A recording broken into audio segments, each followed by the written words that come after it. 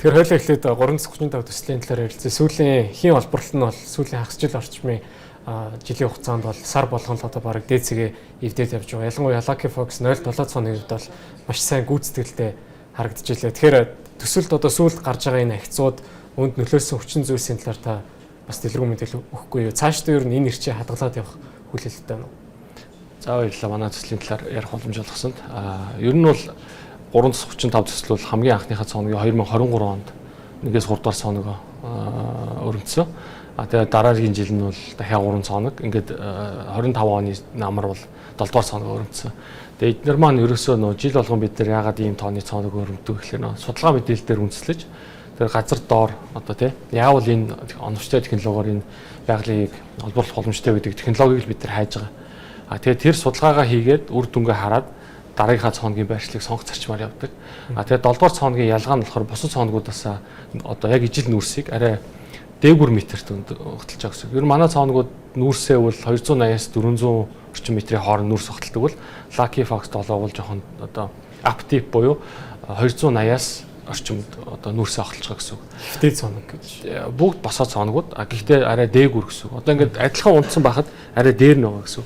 Тэгэхээр манай дээр одоо ажиллаж байгаа мэргэжлийн хүмүүс юу гэж тайлбарлаж байгаа гэхээр одоо энэ цооногудаас бүгдээр ингээс нь ижил бол үзүүлэлттэй гарахгүй хамгийн эхэлж арай дээгүр одоо байрал дээр байгаа тэр нүүрсийн хараа өндөр дээр хотолцоонууд нь төрүүлж одоо сайжруул одоо хамгийн эерэг дохиомаа гэж ерөөхдөө тайлбарладаг. Тэгээд 7 дугаар цооногийн хийхнээсээ одоо гараад бусдаасаа илүү гэдэг нь одоо энэ 7 цооногоос одоо ингээд багаараа ажиллаж байгаа гэсэн үг байхгүй юу? Тэгээд нэг цооног дээр хамгийн эхэлж одоо disruption үүсээд одоо ураагуурын даралт буурах зарчмаар ингээ хий гарч эхэлж гэнүү да гэдэг дээр л одоо гол онцлог ач холбогдол байгаа л гэсэн. Олон жилээр нь ингээд одоо юу гэдэг 10 20 жилээр нь аваад үзвэл одоо энэ арай гүн хэсэг рүүгээ төвлөрсөн цооногуд нь арай хожуу жилүүд дээр илүү их олборлдог ч юм уу. Ийм одоо тестараа зүй тогтолтоогоос явах боломжтой. Тэгэхээр одоо яг тэр л одоо жоохон эхнээсээ нотлогдож гэнэ гэж одоо бид нар үзэх гээд байгаа. Тэгэхээр ер нь бол эндээс цааш ерөөхдөө ирчээ хадгалаад бас төсөл нэлээдгүй сайн агцтай байна гэсэн өдөр хүлээлттэй байгаа юм. Тий, ерөнхийдөө тийм ихтгэл үнэмшлэгээр бид нар одоо яг энэ сая одоо 7 цооногийнхаа мэдээлэлээр үндэслээд нэмэлтээр цооногудаа ерөнхийдөө төлөвлөөд төлөвлөгөөгөө бол Ашиг малтмал газрын засгийн газар руу хөргүүлсэн. Тэгээд одоо яг албачаад болсныхан дараа манай компаниас яг хэдэн цооног өрөмтгч байгаа дээр мэдээлэл бол одоо дэлгэрэнгүй өгөөд явах бах. Яг одоохондоо бол нэмж өрөмтнө гэж зүгээр хэлсэн байгаа. Бид нар тэр байрлалуудаа бол тодорхойлоод одоо зохиох нөгөө тухайн жил болгоныхаа ихэнд бид нар шүүрлүүд авдаг л да. Төлөвлөгөөнүүд одоо өгдөг. Тэгээ тэрнийг бүрдүүлээ өгсөн байгаа. Тэгэхээр хойлоо өргөжлүүлээд байгалийн ерөөдөө салбарыг харъя. Ойрхон дорндын дай эхлээд ерөөдөө байгалийн хийн үн бол огцом өссөн байгаа. За нийлүүл тасалдаад үн ингэж огцом өсөж байгаа нь эрэлт бол өндөр байгааг бас нэг талаас илтгэж байна. Тэгэхээр таны хувьд метагийн салбарын ирээдүйн ойрхон хугацаанд үүсэж байгаа нөхцөл байдлаас цаашлаад ерөөдөө байгалийн хийн үн хэр өсөлттэй байна гэж харж байгаа бол ер нь хэр ирээдүйтэй салбар гэж таны хувьд дүгнэх вэ? За бид нар бол мэдээж хайгуул туршилтынхаа шатанд байгаа нөгөө одоо ойрхон дорндод болж байгаа үйл явдал шууд олборлолт хийж байгаа компаниудад нөлөөлж байгаа. Тэгэхээр өнөөдрийн одоо дэлхийн зах зээл дээр одоо донцод оргилт бол мэдээж өгнө. Зүгээр ойрхон дорндын асуудлыг бол одоо яаж өрнөхийг бол би таашгүй. Гэхдээ ер нь үргэлжил нэг одоо үгдийн байгалийн хийн үн өсөх шалтгаан бол байдаг. Ер нь л өсч яадаг. Одоо ялангуяа эрчим хүч. Тэгээ хэдийгээр энэ дэлхийд даяараа одоо ногоон эрчим хүч, ногоон шилжилтийг хүсэж байгаа ч гэсэн одоо тэр зорилго руугаа очихын тулд хамгийн сайн шилжилтийн эрчим хүчний хүсвэр нь өөрөө байгалийн хий болчиход байгаа. Тэгэхээр таны компани Ашиг малтмал газрын засгийн газарт бүтээгдэхүүн авах гэрээ байгуулад хөгжүүлэлт судалгааны ажлыг ингээ хийж явж байгаа. Тэгэхээр сүүлд бол төсөл нэлээдгүй агцтай байгаа. Одоо харин хийгээ эдийн засгийн хэрэглэлтэд оруулах за ерөөдөө олборлолтоо арилжааны төвшөнд хүрэх юм зорилготой байгаа. Тэгэхээр үүний одоо цаг хугацаа замын зураглалыг та бүхэн хэрхэн төлөвлөлөөд явж байгаа. Олон улсад өөр ордуудын бид нар одоо анхны хайгуулаас тэгээд одоо яг хэдэн жилийн дараа эдийн засгийн хэрэглэлтэнд бүрэн орсон бай гэдэг бас жилүүдийг бол судалж байсан. Тэгээд ер нь 3-5 жил байдаг. Ер нь манайхан яг тэр хугацаанд дотор л явж байгаа юм гэж бодсон. Мэдээж бид нар бол хурдан байхыг хүсдэг боловч одоо энэ жил одоо ингээ үзүүлэлтүүд маань нэлээд сайжирч байгаатай холбоотойгоор одоо энэ ихний гараад байгаа одоо байгалийн хийгээ яг эдийн засгийн хэрэглэлтэнд оруулах гэж нэрлэх бас жоохон оновчгүйтэй яг одоо beneficial use буюу одоо үр ашигтайгаар ашиглаж эхлэх хэрэгтэй байгаа.